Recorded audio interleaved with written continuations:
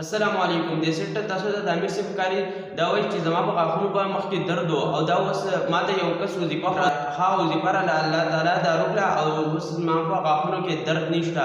دا زما څو کال دی چې د غاښونو کې مې درد نشته. نو راځئ د امیر صاحب د خبرې اورو چې دته چا څنګه وظیفه ښودلې وه.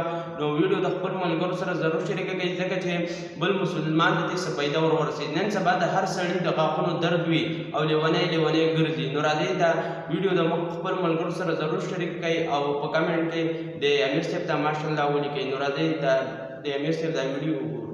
الله رب العزت په ذات مې قسمي چې ما تقریبا دا ازمیختلې ده 100 کاله زما وشو زما غاښونه وریجېده خو دړ مې ونه لیدو.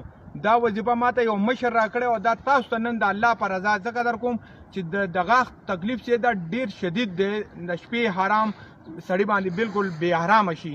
نو دا به دغه کې نو انشاءالله دا ویډیو چې السلام علیکم ناظرین عمر حیات نن داسې یو اهم تحفه مې تاسو ته راوړې د الله په رضا. د غاښ درد چې د کم مسلمان رور بی یا کور کې مور خویندې زمونږ چې څونه وي لکه په کورونو کې یو درد راکړي اچانک د شپې او یا هغې ته څونه تکلیف وي ډاکټر ته یا دمونو پسې ګرځي. نو دا د الله د رضا تاسو ته یو دغه خیم خو لکه زمونږ د مسلمان پیشه ده چې مونځ به نه پرېږدو.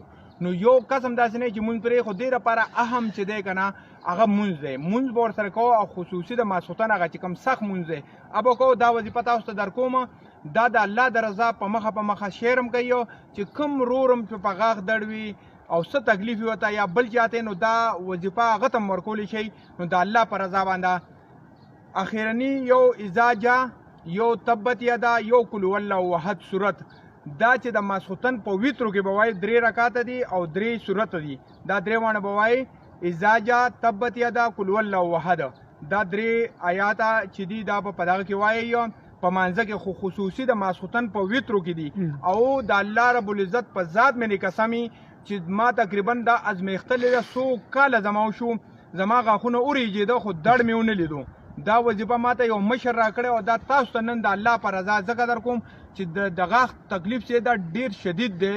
د شپې حرام سړي باندې بالکل بې حرامه شي. نو دا به دغه کې نو انشاءالله دا ویډیو چې څونه تاسو خوښه شي زیاته نه زیاته شیر کوئ او عمر حیات خوشحاله خپل رور ته اجازت ورکوئ په لوی